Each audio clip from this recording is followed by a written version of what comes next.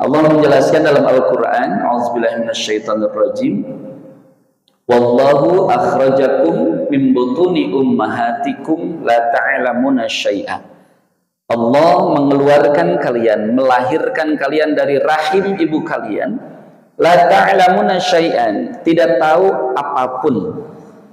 Gak ada bayi yang lahir tahu tentang sesuatu, gak ada. Mana ibunya, mana ayahnya, mana kakeknya, nggak tahu dia. Makanya pas lahir itu dia menangis karena takut di dunia yang baru itu. Ini warna apa nak? Kira-kira lahir ditanya warna, nggak jawab nggak bu? Muah. Karena kalau dia menjawab yang paling ketakutan siapa? Bidan, langsung lupa. Ini berapa nak? Nggak mungkin bisa. Semuanya, mau tantinya jadi profesor, mau dokter, semuanya nggak tahu apa-apa. Nah, dari ketidaktahuan itu Allah membekali 3 hal. Wa ja'alakum as-sam'a. Kemudian Allah memberikan pendengaran, al-absar, penglihatan, al-afidah, perasaan. Ya, as-sam'a pendengaran itu bendanya atau bentuknya itu al-uzun, telinga. Kalau al-basar, al-absar itu penglihatan. Kalau bentuknya, bendanya ainun, mata, alatnya. Al-afidah itu perasaan, fuadun, perasaan, hati. Maka bendanya adalah qalbun. Nah, ini alat untuk mencari ilmu pengetahuan. Maka ketika ananda semuanya sekolah, ibu kita semuanya belajar, maka gunakan 3 alat yang Allah berikan ini. Siapkan pendengarannya, siapkan penglihatannya, dan siapkan hatinya, perasaannya. Jadi kalau bisa, kalau lagi acara seperti ini, boleh yang lain terdengar, suara kipas, suara motor, suara teriakan, tidak apa-apa, silahkan. Tapi tetap yang difokuskan pendengarannya pada suara yang berbicara. Boleh terlihat siapa, bunga ini terlihat, ini pot terlihat, ini terlihat semuanya anak-anak di sini. Tapi fokuslah di sini. Gitu. Perasaan juga kan, pikiran kita melayang-layang, Bu ya.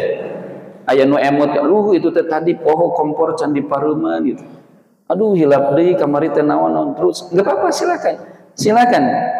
Perasaan, ingatan itu, tapi fokus. Nah, ini ada yang disebut dengan fokus. Udah perasaannya di sini. Baik, ibu semuanya, ananda yang dirahmati Allah, ibu kepala dan ibu-ibu semuanya, ibu guru. Sebentar lagi ananda akan menghadapi asesmen. Kerennya sekarang istilahnya asesmen. Ujian. Ulang mah kapungkur mah ulangan. Ini biasa nak ya, nggak usah takut, nggak usah tegang, komo stres mah, nggak usah, tenang saja. Kenapa? Justru ketika kita akan ujian, akan diasesi atau diasesmen itu oleh penguji atau oleh soal-soal itu, justru kita harus bahagia. Kenapa? Kenapa coba? Karena puncak dari belajar itu ujian. Puncak dari belajar itu ujian. Nanti kalau sudah ujian di sini, hidup wios teu kedah sakola di dia, datu aya SMP nanya can aya Bu. Atas we liren. Milarian deui ilmu anu sanes. Sekolah lagi di sekolah yang lain. Karena selesai ujian, selesailah pembelajaran. Berarti yang namanya ujian apapun itu, baik di sekolah, di rumah, atau di masyarakat, sebetulnya itu puncak dari pembelajaran. Apakah kita nanti sukses dalam ujian atau tidak? Abdi mah husnuzon ka ibu kepala sareng ibu guru sadayana, terus bager tong teuing disetreskeun, pasti lulus lah sadayana. Ya, pasti lulus. Dari depan mah gaduh semboyan kemenagna. Bisakeun, kudu bisa, sabisa-bisa. Artinya kudu lulus. Tuh ibu senyum bahagia, oh bakal lulus. Tapi can kantos Bu. Nah, rewas Bi. Kenapa? Karena proses ujian itu yang menentukan nilai itu kan sekolah sekarang. Ya, dilihat. Walaupun ujiannya ikut, tapi akhlaknya tidak baik, wah ini kan jadi masalah besar. Ada yang disebut dengan lulus bersyarat. Syaratnya naonnya akhlaknya kedah saya.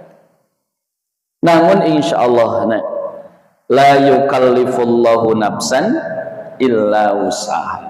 Allah tidak akan memberikan ujian, tidak akan memberikan beban kepada seseorang kecuali sesuai dengan kemampuannya.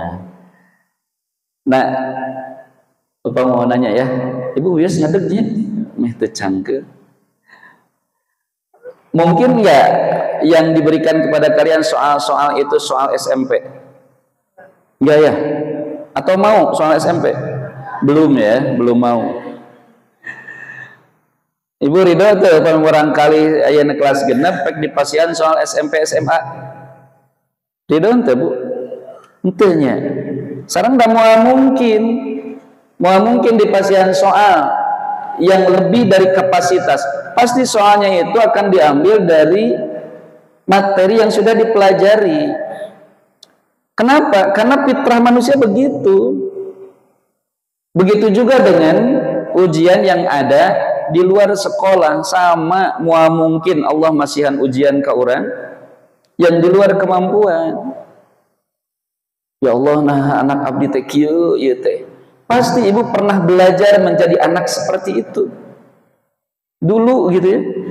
Kenapa anak saya beki jajan pisan, sudah mengenang saja bernostalgia, orang baheula loba dicerekan ke orang tua teh beki jajan. Jadi kita sebetulnya sudah mempelajari hal itu, atau kita pernah berpengalaman dulu punya teman beki jajan. Kita diuji misalnya ya, ibu-ibu diuji dengan pasangan kita yang rada galak, gak apa-apa.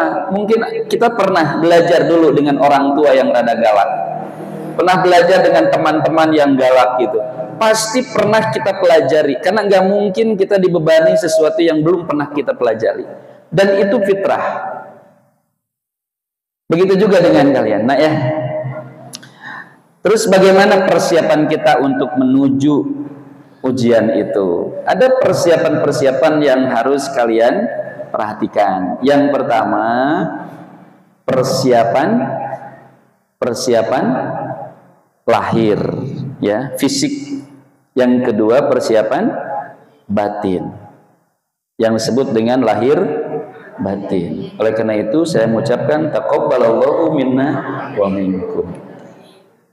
Mohon maaf lahir dan batin. Mumpung masih suasana lebaran, sanaos kakaren terus berubah.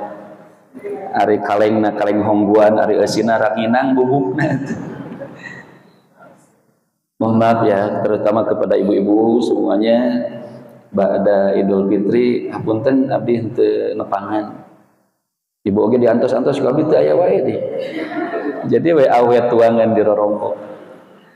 Mohon maaf, pasti ada kesalahan, pasti ada kehilafan. Semoga amal ibadah kita diterima Allah Subhanahu wa taala. Baik, nah yang pertama persiapan lahir. Apa yang harus dipersiapkan? Yang disebut lahir itu jasad itu, dari mulai ujung rambut dengan ketombeknya sampai ujung kaki jeung roromeheunana, itu adalah jasad. Itu harus disiapkan. Apa yang dipersiapkan? Kalau ujian supaya sukses kita harus sehat, benar ya? Nah, kesehatan ini harus dipersiapkan. Coba alat untuk ujian apa saja? Mata, tangan, kaki butuh nggak? Ya butuh lah. Badai mapah kumah dari rumah ke sini.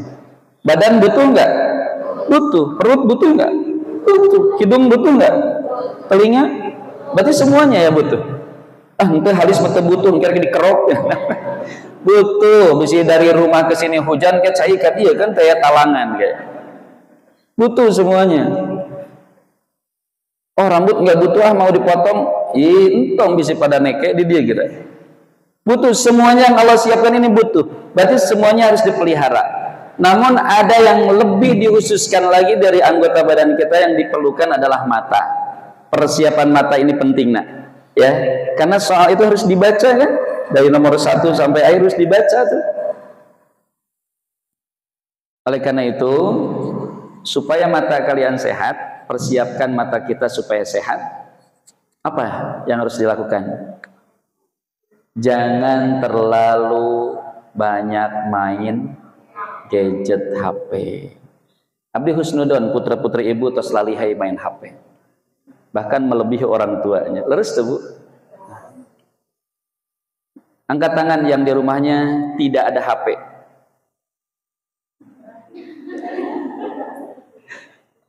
Angkat tangan yang di rumahnya punya handphone. Ya.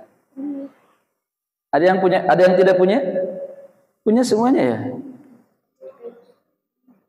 Ayah Pak, tapi ruksaknya lumayan segitu ya, daripada tegaduh. Baik, nah, gunakan handphone secukupnya. Apa yang secukupnya? Yang dimaksud secukupnya itu adalah seperlunya kalian. Ya, jangan berlebihan. Oh, saya mah ada senengnya main FF. Apa FF itu?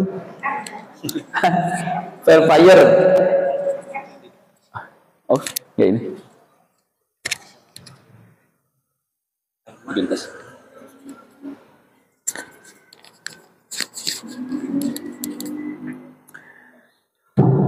Ada yang main FF sampai matanya teh ngedip-ngedip tuh.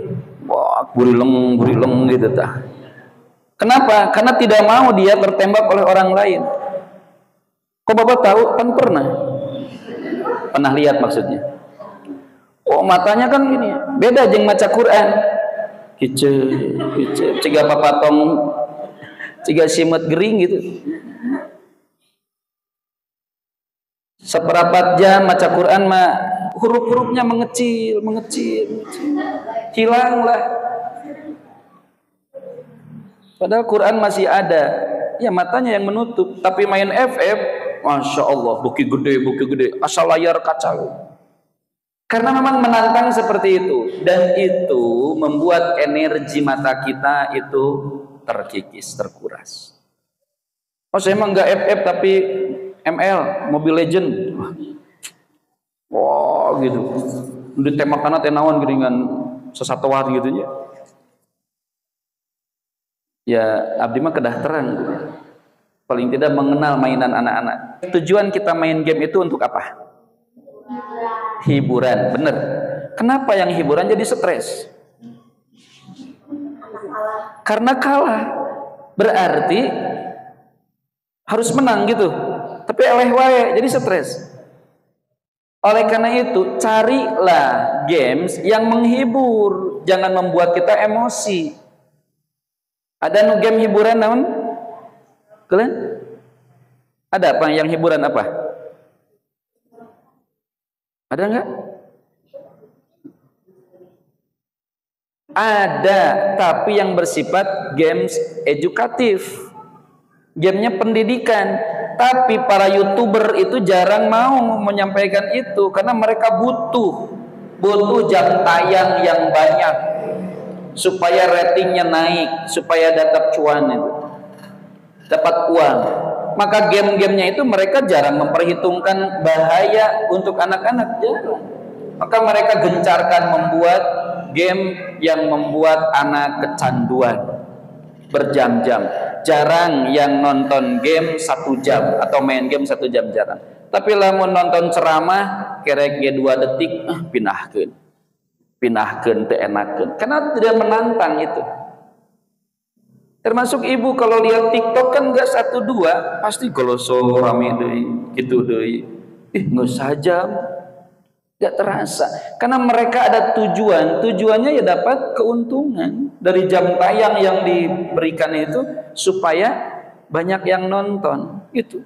Apalagi kalau di rumahnya ada wifi non-stop ya.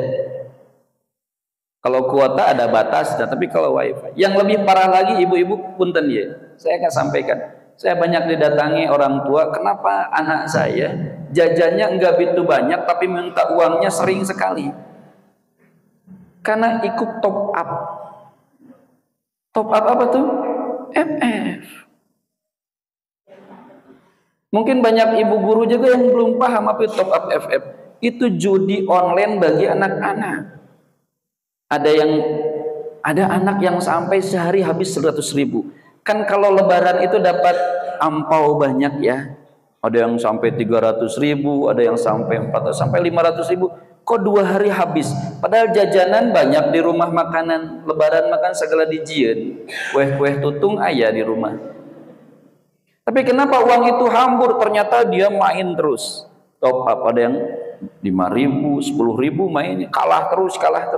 Yang nanya perjudian itu pasti kalau menang ketagihan, kalau kalah penasaran.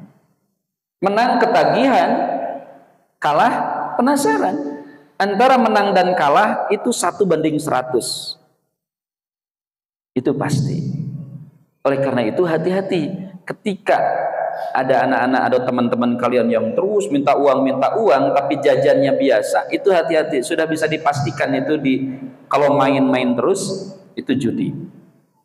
Ya, ini pendidikan luar biasa. Kalah itu kalau sekolah tidak bisa mengimbangi hal itu. Kembali ya, Naya. Ayo persiapkan mata kalian supaya sehat saat ujian. Kurangi main HP. Ya. Berapa waktunya? Nih. Kebutuhan kalian main HP apa tujuannya? Ya hiburan. Dah, bismillah. Maksimal pegang HP 10 menit. Aduh, berat patut biasa. Biasakan. Dan di rumah harus ketat, betul-betul harus ketat. Kita kan ngasih racun tuh kalau ke anak kalau dibebaskan begitu. HP no mama, artos ti mama, ku mama mah we. Cerik kan bae dan kayak jempeng capeun. Mau cerik sepeting jeput pun. Kenapa? Kalau televisi nggak begitu repot karena nontonnya banyak orang. Betul. Tapi kalau handphone bisa di kamar sendirian, bisa sambil tiduran, nonton TV tiduran ditangkup kalau kan susah. Kalau handphone kan bisa begitu. Itu juga merusak mata gitu. Yang kedua, telinga. Telinga butuh ketika ujian, butuh karena nanti ada informasi, instruksi, informasi dari guru harus begini.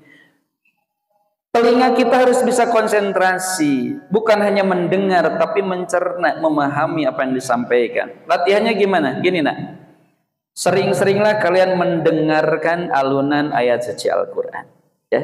Karena kami yakin di sekolah ini Al-Quran dimaksimalkan, diprioritaskan. Perdengarkanlah, nak, ya. Biar dengar. Kalau bisa nanti kalian menjelang tidur dengarkan Al-Quran. Kemudian tiap hari dengarkan Al-Quran.